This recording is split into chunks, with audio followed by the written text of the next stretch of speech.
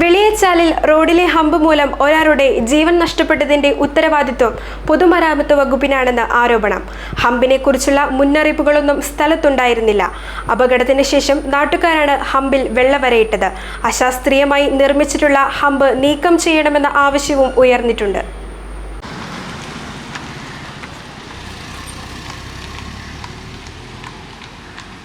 പുന്നേക്കാട് പാലമറ്റം റോഡിൽ വെളിയൽച്ചാൽ ജംഗ്ഷനിലുള്ള ഹമ്പിൽ കയറിയ സ്കൂട്ടറിൽ നിന്നും തെറിച്ചു വീണ് കോഴിപ്പിള്ളി പാറക്കാട്ട് ദേവരാജന്റെ ഭാര്യ സുധ കഴിഞ്ഞ ദിവസം മരിച്ചിരുന്നു.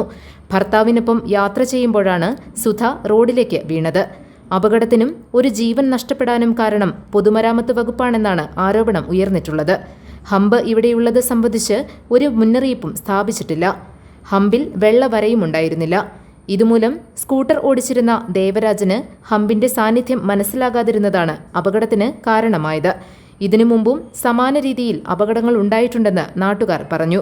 സുധയുടെ മരണത്തെ തുടർന്ന് നാട്ടുകാരാണ് ഹമ്പിൽ വെള്ളവരയിട്ടത്. ഇനി അപകടമുണ്ടാകാതിരിക്കട്ടെ എന്നതായിരുന്നു നാട്ടുകാരുടെ ചിന്ത. ഹമ്പ് എടുത്തു കളയണമെന്ന ആവശ്യവും ഉയരുന്നുണ്ട്. റോഡരികിൽ സ്കൂൾ ഉള്ളതിനാലാണ് ഹമ്പ് സ്ഥാപിച്ചിട്ടുള്ളത്.